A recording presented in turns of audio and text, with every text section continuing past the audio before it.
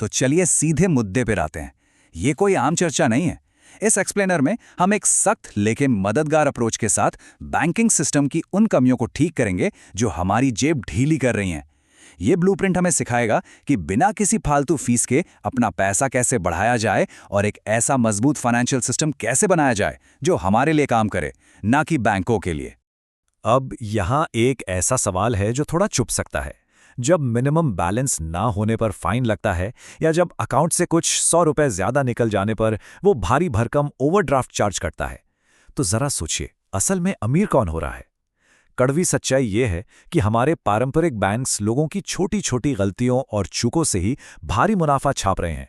हमें इस खेल को समझना ही होगा।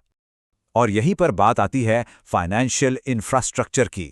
ये खातों का वो बेसिक सिस्टम है जो ये तय करता है कि संपत्ति सच में बढ़ेगी या बस इन छिपे हुए चार्जेस में धीरे धीरे खत्म हो जाएगी। देखिए, अमीर लोग बैंकों को ये फालतू फीस देने से साफ इनकार करते हैं। उनका सिस्टम ऐसा होता है कि बैंक उनका पैसा रखने के लिए उन्हें भुगतान करते हैं, न कि उल्टा। हमें भी अपना ढांचा बिल्कुल ऐसा ही बनाना है। इस पूरे सिस्टम का असली खेल समझिए। एक तरफ जब पैसा जमा किया जाता है तो बैंक मुश्किल से 0.5% का मामूली ब्याज देते हैं।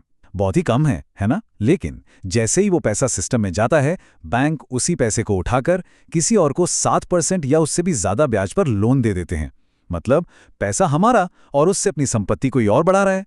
अगर इस अंतर को ध्यान से देखा जाए तो ये पूरे 14 गुना का प्रॉफिट मार्जिन है। 14 गुना! मतलब बैंक हमारे ही जमा किए हुए धन का उपयोग करके भारी मुनाफा कमा रहे हैं और हमें बदले में सिर्फ कुछ चिल्लर थमा रहे हैं। एक फाइनेंस कोच के नजरिए से देखा जाए तो ये बिल्कुल भी स्वीकार्य नहीं है कि मेहनत की कमाई इस तरह इस्तेमाल हो। इस समीकरण को हमें अपने पक्ष में करना ही होगा। और अगर लग रहा हो कि ये सिर्फ कुछ 100 रुपयों की बात है, तो इन आंकड़ों पर गौर कीजिए। सिर्फ 2006 के डेटा के अनुसार बैंकों ने ओवरड्राफ्ट पेनल्टी या जुर्माने के नाम पर $10 बिलियन से भी ज्यादा की कमाई की। $10 बिलियन! ये कोई छोटी मोटी रकम नहीं है, ये एक बहुत बड़ा जाल है। ये आंकड़ा इस बात का पक्का सबूत है कि ये पूरा सिस्टम लोगों की उन छोटी मोटी गलतियों के भरोसे बैठा है। चलिए इसे एक आसान से गणित से समझते हैं। मान लेते हैं खाते में 50,000 रुपए पड़े हैं। बैंक उस पर साल भर में 250 रुपए का ब्याज देगा। बाहर से देखने में लगेगा कि अरे वाह, पैसा बढ़ रहा है। लेकिन रुकिए, अगर महंगाई की दर 3% चल रही है तो असल में हर साल पैसे की कीमत गिर रही है। इसका मतलब है कि वो पैसा अपनी क्रय शक्ति या परचेजिंग पावर खो रहा है। ये महंगाई का वो खतरनाक जाल है जहां बैंक में स्थिर पड़ा पैसा भी अपना मूल्य खो देता है। तो अब इस पुराने सिस्टम को अपग्रेड कैसे किया जाए? इसके लिए ऑनलाइन बैंक और पारंपरिक बैंक के अंतर को समझना होगा। देखिए, जो पुराने पारंपरिक बैंक होते हैं उनकी बड़ी बड़ी इमारतें होती हैं, ढेर सारे कर्मचारी होते हैं, इन सब का भारी भरकम खर्च होता है। और ये खर्च कहाँ से निकलता है? कम ब्याज और ज्यादा फीस लगाकर। इसके बिल्कुल उलट ऑनलाइन बैंक जैसे कि ING डायरेक्ट या शॉप की कोई फिजिकल ब्रांच नहीं होती। उनका संचालन खर्च बेहद कम होता है और मजे की बात, वे इसी बचत को ज्यादा ब्याज और 0 फीस के रूप में सीधे ग्राहकों तक पहुंचा देते हैं। अब आते हैं अपने अगले और बेहद जरूरी कदम पर। यह एक पावर प्ले है जहां हम सीखेंगे कि बैंकों के साथ फीस के मुद्दे पर कैसे मोलभाव किया जाए। हमें अपनी असली ताकत का अंदाजा होना चाहिए। बैंकों को एक नए ग्राहक बनाने में बहुत पैसा बहाना पड़ता है, जिसे कस्टमर एक्विजिशन कॉस्ट कहते हैं। ये रकम 10,000 रुपए से लेकर 2.5 लाख रुपए तक हो सकती है।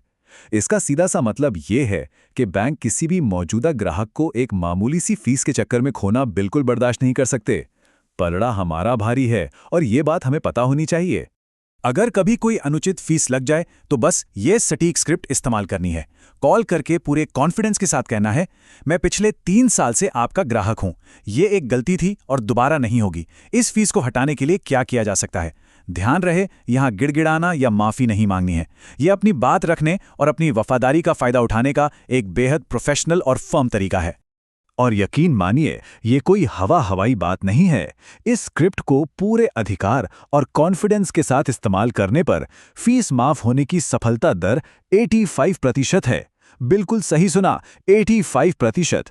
सिर्फ एक छोटी सी फोन कॉल और सही शब्दों का चुनाव सैकड़ों रुपए बचा सकता है।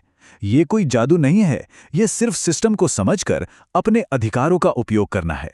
इस पूरे ढांचे को मजबूत करने का जो मुख्य ब्लूप्रिंट है वो है 2 खाता प्रणाली या 2 अकाउंट सिस्टम। आइए इसे समझते हैं। सच तो ये है कि पैसे का बहाव सही रखने के लिए बस 2 ही खातों की जरूरत होती है। पहला है चेकिंग अकाउंट या करंट अकाउंट। इसका काम है सिर्फ रोजमर्रा के खर्चे संभालना।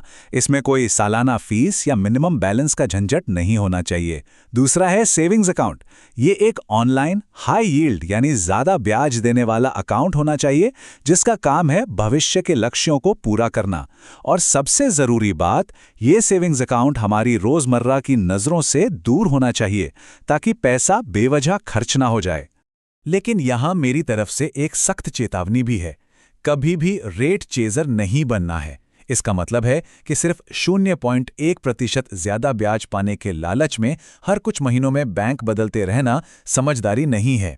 लंबी अवधि में देखा जाए तो बैंक की कस्टमर सर्विस, सुविधा और स्थिरता उस मामूली से ब्याज के अंतर से कहीं ज्यादा मायने रखती है। एक बार सिस्टम सेट कर दिया तो बस उससे अपना काम करने देना चाहिए। अब समय है कुछ होमवर्क का। ये वो कदम हैं जिन पर कोई समझौता नहीं हो सकता। इन 3 सटीक कदमों पर तुरंत अमल होना चाहिए। पहला, अपने मौजूदा खातों की जांच करें और कोई भी फालतू फीस दिखे तो तुरंत कॉल करके उसे माफ करवाएं। दूसरा, एक बेहतरीन online high interest savings account खोलें। और तीसरा, अपने चेकिंग खाते में सिर्फ 1.5 महीने के खर्च लायक पैसा छोड़ें और बाकी सब उस नए सेविंग्स खाते में डाल दें। भले ही वो रकम 500 रुपये ही क्यों ना हो, ये शुरुआत करना बहुत जरूरी है, क्योंकि बिना एक्शन लिए कोई भी जानकारी काम नहीं आती। ये सारे कदम उठाने के बाद बैंकिंग सिस्टम अब पूरी तरह से सुरक्षित और ऑप्टिमाइज हो चुका है। अब कोई छिपी हुई फीस नहीं और पैसा बेहतर ब्याज भी कमा रहा है। लेकिन याद रखिए, ये मजबूत नींव सिर्फ एक शुरुआत है। असली वेल्थ सिर्फ बचत करने से नहीं बनती। तो अब एक बड़ा सवाल ये है, बैंकिंग का ढांचा तो तैयार हो गया, लेकिन क्या ये पैसा, ये पोर्टफोलियो इन्वेस्टिंग के मैदान में उतरने के लिए पूरी तरह तैयार है? इस पर जरूर सोचना चाहिए, क्योंकि असली गेम तो वहीं से शुरू होता है। इस एक्सप्लेनर में हमारे साथ जुड़ने के लिए धन्यवाद। सीखते रहें और सबसे जरूरी बात, अमल करते रहें।